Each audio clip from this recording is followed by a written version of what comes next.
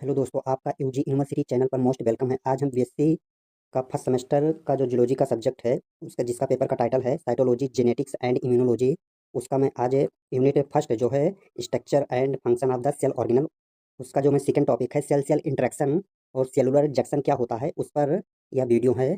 Plasma membrane पर मैंने video provide किया था, तो आप चैनल पर जाकर देख सकते हैं। तो चलिए हम देखते हैं सेल सेल इंटरेक्शन क्या होता है।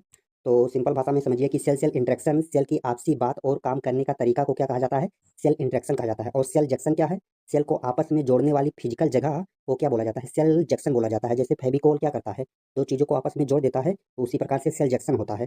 तो चलिए हम देख लेते हैं कि सेल इंटरेक्शन क्या होता है। तो सेल सेल इंटरेक्शन को समझिए, इसका मतलब होता है कि दो कोशिका आपस में कैसी जुड़ती है, तो और सिग्नल एक्सचेंज कैसे करती हैं।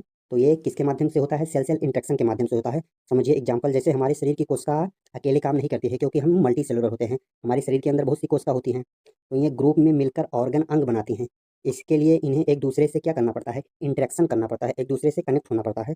तो सेल सेल इंटरेक्शन क्या क्या महत्वपूर्ण है, क्या इसका इंपॉर्टेंस है, चलिए जान लेते हैं। ये टिश्यू बनाना, कम्युनिकेशन करना, प्रोटेक्शन प्रदान करना और ट्रांसपोर्ट करना इसका महत्वपूर्ण होता है। तो चलिए अब हम देखते हैं कि सेल जंक्शन क्या होता है। तो सेल जंक्शन, इसका डिफिनीशन देखिए। सेल जंक्शन वो जगह होती है जहाँ पर दो सेल अपनी प्लाज्मा मेम्ब्रेन से आपस में जुड़ती हैं। तो आपको समझ में आ गया होगा। चलिए इसका हम वर्क देख लेते हैं क्या होता है। ये कोशिकाओं को आपस में जोड़ना इसका काम होता है, और सेल से एक टिश्यू बनाना और लीकेज को रोकना होता है, और स्टेंट मजबूती देना होता है। सेल जंक्शन का काम ये होता है, कोशिकाओं को आपस में जोड़ना और सेल से और टिश्यू बनाना और रिसाव को रोकना होता है, लीकेज को। तो चलिए अब हम देखते हैं सेल जंक्शन का टाइप देख लेते हैं। ये 5 टाइप का होता है। अगर हम इसे अगर बेस के आधार पर डिवाइड करें तो अलग अलग हो सकते हैं, लेकिन इसका मेनली 5 टाइप होता है। एक टाइट जंक्शन, एडहेरेंस और डेस्मोसोम्स होता है, हेमी डेस्मोसोम्स और गैप जंक्शन। चलिए मैं एक एक करके को इन सभी को देखता हूँ। अब देखिए कि टाइट जंक्शन क्या होता है। टाइट जंक्शन स्ट्रक्चर इसका होता है वेब लाइक स्टैंड, जाल जैसी बनावट होती है, प्रोटीन प्रोटीन के धागे जैसे। इसका लोकेशन देखते हैं, इसका लोकेशन क्या होता है टाइट जंक्शन का। ये स्टमच है, इंटेस्टाइन और यूरिन ब्लेडर में ये पाया जाता है, इसका वहाँ पर लोकेशन होता है। चलिए इसका हम वर्क देखते हैं, इसका काम क्या होता है। ये सेल को कसकर बंद कर देती है ताकि किसी भी चीज़ का लीकेज ना कर सकें। एग्जाम्पल देखिए, जैसे अगर स्टमच में एसिड है तो वो बाहर ब्लड में लीक नहीं होगा, ये टाइट जंक्शन वहाँ पर उसको बंद कर देती है। तो यहाँ पर देखिए कि ये एक स्पेशल प्रोटीन होती है जिसे क्या बोला जाता है, क्लॉडिन्स और ऑक्लेडिन्स है। ये सेल के बीच की जगह को बंद कर देती हैं। जैसे आप ये टाइट टाइट जंक्शन का इमेज देख सकते हैं। जो ये ऐसे ऐसे है, क्या है, इंटरलॉकिंग जंक्शन प्रोटीन है, जो क्या करती है, इनको कसकर बांध देती है। और जो ये बीच में स्पेस है, ये देख सकते हैं आपको, ये इंट्रासेलुलर स्पेस है। तो हम चलिए अब सेकंड टाइप को देखते हैं क्या है। जो जंक्शन का सेकंड टाइप है एडहेरेंस जंक्शन। आप इसको समझिए बेल्ट वाली संधि। इसका स्ट्रक्चर कैसा होता है, इनसाइड सेल प्लीक्यू, प्लीक्यू का मतलब होता है गाढ़ा प्रोटीन लेयर। अभी मैं आपको इमेज में दिखाऊंगा। आउटसाइड सेल, ये कैथेरीन प्रोटीन होता है, मतलब दो सेल को जोड़ने वाला हुक जैसा होता है, जो साइटोस्केलेटन से जुड़ा होता है। एक्टिन माइक्रोफिलामेंट होता है, अर्थात सेल के अंदर प्रोटीन के धागे जैसी होता है। फिलामेंट का मतलब क्या होता है, धागे जैसा। इसका काम क्या होता है, तो इसका जो काम होता है, ये एक बेल्ट की तरह सेल को चारों ओर से घेर लेता है। घेरने से मतलब है, जैसे सब लोग बेल्ट कमर पे लगाते हैं ना, तो बेल्ट कमर के चारों ओर होता है, उसी तरह से ये भी होता है। जब खाना इंटेस्टाइन से मूव करता है, कोई कंट्रैक्शन होता है, तो ये जंक्शन सेल को अलग होने से बचाता है। कौन, ये अधेरेंस जंक्शन। तो चलिए मैं आपको इमेज दिखाता हूँ। ये क्या है, ये प्लीक्यू है, जो कि एक गाढ़ा सा प्रोटीन है। इधर भी वही है, तो ये बीच में इन्हें कौन जोड़ता है, ये ट्रांस मेम्ब्रेन साइक्लोप्रोटीन, अर्थात एक टाइथेरिन से जुड़े होते हैं। और ये इस पे जो ये हरा हरा सा दिख रहा है, ये क्या है, एक्टिन फिलामेंट है। और ये आप देख सकते हैं, ये क्या है, एडजस्ट प्लाज्मा मेम्ब्रेन है। प्लाज्मा मेम्ब्रेन वाले वीडियो में मैंने डिटेल में बताया था क्या होता है प्लाज्मा मेम्ब्रेन। तो अब हम चलते हैं जंक्शन का टाइप 3 देखते हैं, डेस्मोसोम्स क्या होते हैं। तो इसका स्ट्रक्चर इनसाइड प्लीक्यू, मतलब गाढ़ा सा प्रोटीन, इंटरमीडिएट फिलामेंट होता है, जिसे क्या बोलते हैं, केराटिन प्रोटीन के धागे जैसी होती है। आउटसाइड कैरिडीन प्रोटीन सेल्स, सेल्स को क्या करती हैं, जोड़ती हैं। इसका वर्क क्या होता है, स्पॉटलाइट जैसे छोटे छोटे धागों की तरह होती है, जंक्शन बनाता है। और सेल को एक्स्ट्रा स्ट्रेंथ, अलग से मजबूती देने का काम करता है, ताकि वो खिंचाव से टूटे ना, फटे ना। इसका एग्जाम्पल देखिए, जैसे हमारी स्किन है, त्वचा है, खींचने पर भी फटती नहीं है। तो क्यों नहीं फटती है, इस डेस्मोसोम्स के जंक्शन की वजह से नहीं फटती है।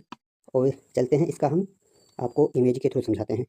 अभी ऊपर बताया था, ये क्या है, इनको कौन जोड़ता है, ये इसे ही बोला जाता है लिंकर ग्लाइकोप्रोटीन से।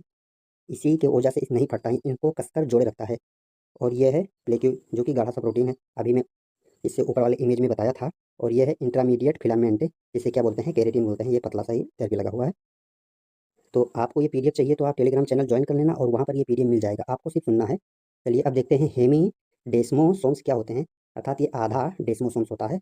जो डेस्मोसोम्स होता है वही का इसका आधा है। आप डेस्मोसोम जैसे दिखता है, प्रोटीन इंटीग्रीन, ये अर्थात ये बेसमेंट से जुड़ा होता है। अभी मैं दिखाऊंगा इमेज में कैसे जुड़ा है। इनसाइड केरेटिन फिलामेंट से जुड़ा होता है और ये आउटसाइड लेमिन अर्थात बेसमेंट मेम्ब्रेन का प्रोटीन से जुड़ा होता है। इसका काम क्या होता है, ये सेल को सेल से नहीं जोड़ने का काम करता है। ये सेल को सेल से नहीं जोड़ने से मतलब है कि ये बेस से जुड़ा होता है, ये सेल को जोड़ने का काम नहीं करता है। अब हम चलते हैं, आपको दिखा देते हैं इसका इमेज। ये देखिए, ये हेमी डेस्मोसोम्स है जो किसी को सेल को नहीं जोड़ता, ये बेस है, ये बेस से जुड़ा हुआ है, आप देख सकते हैं नीचे। चलिए मैं अगला टाइप देख लेता हूँ। गैप जंक्शन क्या होता है, ये लास्ट अंतिम उसका जंक्शन का टाइप है गैप जंक्शन। ये क्या होता है, स्ट्रक्चर इसका प्रोटीन अर्थात कनेक्सिन, ये कनेक्सिन मिलकर क्या बनाते हैं, एक जोनोन बनाते हैं। इसका काम क्या होता है, ये छोटे मॉलिक्यूल्स जैसे सोडियम पोटेशियम ईटीसी सेल के बीच में क्या करते हैं, डायरेक्ट पास हो जाते हैं। और मान लीजिए ऐसे दो है छोटे छोटे, तो ये डायरेक्ट पास हो जाते हैं। और ये वो बड़े मॉलिक्यूल जैसे डीएनए प्रोटीन ये पास नहीं हो सकते। तो एक सेल को दूसरे सेल में न्यूट्रिशन कैसे जाएगा, तब ये न्यूट्रिशन भेजने का काम कौन करता है, ये छोटे छोटे जो मॉलिक्यूल्स होते हैं इसी के थ्रू न्यूट्रिशन जाता है। तो ये सेल के बीच डायरेक्ट कम्युनिकेशन पॉसिबल बनाते हैं, क्योंकि ये छोटे होते हो आसानी से चले जाते हैं। इसका एग्जांपल देख लीजिए, जैसे हार्ट इम्पल्सन तेजी से फैलता है, सभी सेल एक साथ कॉन्ट्रैक्ट करते हैं। मान लीजिए इम्ब्रियोमेंट डेवलपमेंट है, जब इम्ब्रियोमेंट डेवलपमेंट होता है तो सिग्नल तेजी से फैलती है, ग्रोथ सही होता है। ये किसके थ्रू होता है, तो ये गैप जंक्शन के थ्रू होता है, क्योंकि इसमें मॉलिक्यूल्स छोटे छोटे होते हैं और न्यूट्रिएंट्स पहुंचा देते हैं। तो ये अब यहीं पर गैप जंक्शन का इमेज देख लीजिए। देख लीजिए इंट्रासेलुलर स्पेस है जो ये दिख रहा है, इंट्रासेलुलर स्पेस है।